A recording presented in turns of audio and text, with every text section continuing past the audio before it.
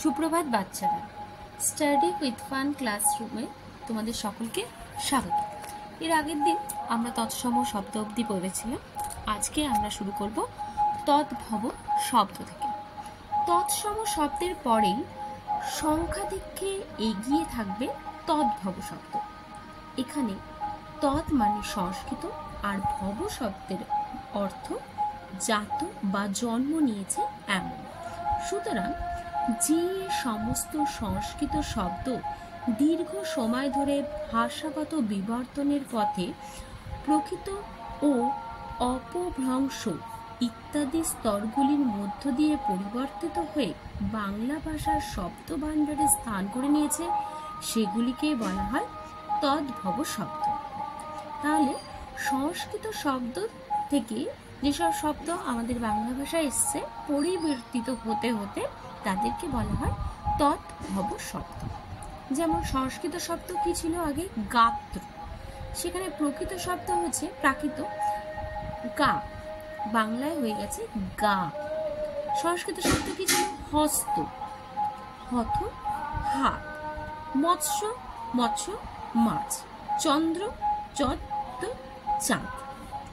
তাহলে দেখো এখানে দেখা যাচ্ছে কিছু ধ্বনি লোপ পেয়েছে, কোথাও আবার ব্যঞ্জনগত সঙ্গতি বা সমীভবন হচ্ছে দেখছি, কোথাও কোনো ধ্বনির আগমনও হচ্ছে। তাহলে পরিবর্তিত হয়ে নানান পর্বের মধ্য দিয়ে প্রাকৃত ভাষা স্তর পেরিয়ে তদ্ভব শব্দগুলোর সৃষ্টি হয়েছে। এরকম অনেক উদাহরণ তোমাদের বইতে দেয়া আছে, আমরা কিছু নিয়ে আলোচনা করি। যেমন ভক্ত, ভত্ত, ভাত। আমরা এখন ভাত বলেই জানি, কিন্তু আগে ছিল ভক্ত। কাষ্ঠ, কট্ট, কাঠ। আচ্ছা, আবার কিছু কিছু শব্দ যেমন কার্য, কজ, কাজ। আবার শেষের দিকে চলে এসো তোমরা, যেমন ভগিনী, বাহিনী, বহিন, বই, বোন। এখন আমরা বোন বলি। তাহলে এই শব্দগুলো অনেকবার পরিবর্তন হয়েছে। কখনো কখনো কোনো কোনো ব্যঞ্জন ধ্বনির আগমন হয়েছে, কখনো কখনো লোপ পেয়েছে। আচ্ছা, আবার পুত্রটাকে পড়ি একটু। পুত্র, বিট, বেটা, বেটা, বেটা। তেমনি